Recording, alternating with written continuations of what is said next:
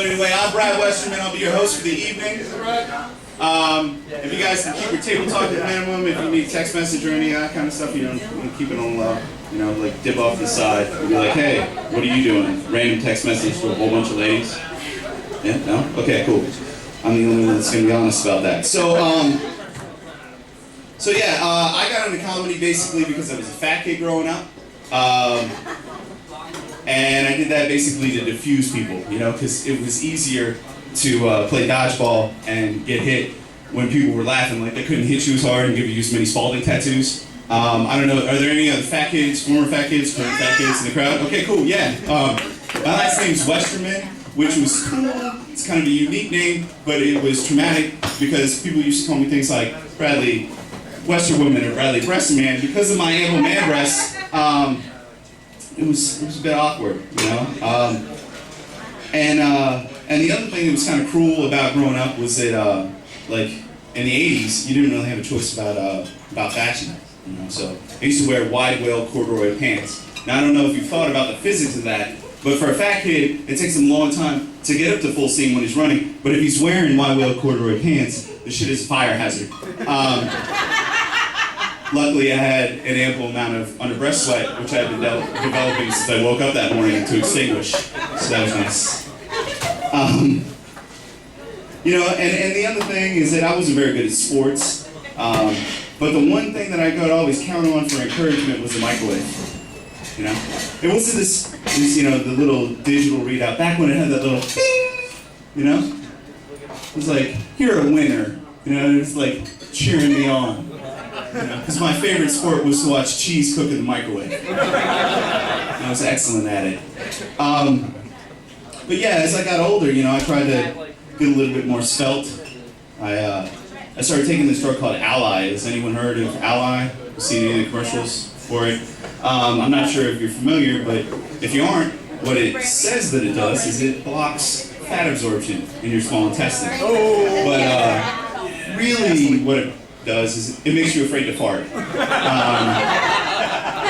Because now tragically every fart has a question mark at the end of it. You just be hanging out. Oh, because apparently crapping your pants is a suitable side effect in the eyes of the FDA. Yay, government. So that's one thing. So it kind of made me attuned to a lot of other drugs that you might see on TV. Like they had one for restless leg syndrome. You know, RLS. They had the commercial come on and they were like, restless leg syndrome, do you have it? We have the solution, Rohypnol. Now, I don't know how many of you guys went to college in the 90s or know a frat boy or been over to Manassas recently, but if you're not familiar with Rohypnol, it's also known as roofies or the date rape drug, yes. Ladies and gentlemen, side effects may include loss of gag reflex, vaginal and anal soreness, braille on your private parts, unplanned pregnancy, and being the #1 download on YouTube. Yeah, it's awful. I apologize for that. But I can't get rid of the fat kid part in me, you know? Like I can suppress it a little bit. But I went to go for this one job offer, and you know, they all wear suits and ties, a real corporate environment. And they were like, hey, you know, sometimes we just jump out to Hooters and we get wings. It's like, that's cool as a marketing concept, but you guys wear suits and ties. Like, I can't do that. Because I know that I'm gonna tear up some food when I get the opportunity. Like, I'm gonna end up with barbecue sauce in the back of my neck. And that's really the only thing you can have on the back of your neck as a straight man. Like, if you ever end up with a hickey on the back of your neck, you're gay. Just like buy a Prius, get your nipples pierced, little sun tattoo around your belly button, call it off. You know, and it's awkward too, because like when people go to Hooters, they don't expect to see the face of total ecstasy that I make when I suck the meat off the bone. It doesn't really matter what sex you are, it's gonna make you uncomfortable. The face of total ecstasy that I have is really gonna scare that kid enjoying his curly fries. It's just one of the things that I've dealt with coming up. So, along those lines, like, I'm not a very smooth guy. I try and pretend, I try and fake it, you know. I'm not good at talking trash or talking dirty to a girl because I don't really know how to do that. Like my extent of like talking dirty to a girl, if I want a girl to talk dirty to me, is like, if you want to talk dirty to me, clean my bathroom. You know, like put on knee pads, put on some palm gloves, scrub behind the toilet, like where the wall and the toilet meet. I mean, that's about as dirty as it gets. You know, something about like a woman naked vacuuming my house is extremely sexy. Am I the only one? Anyone? Like, clean a window real slow. Real slow. You know, the wax on, no, too much. Okay, cool. So,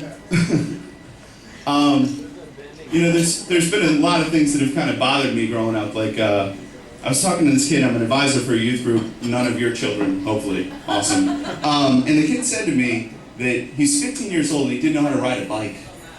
Didn't know how to ride a bike, you know? Like, everything that he does is on the internet. Like, if he wants to talk to a girl, he doesn't call her up, he like messages her on Facebook. You know, he's rejected via email. You know? But there was shit that we did when we were younger that like made us a man. You know, like you had a bike. The reason why you had a bike was to get a Ford. The reason why you had a Ford was so you could have fireworks, cigarettes, and porn. Because porn comes from the woods. Anybody else?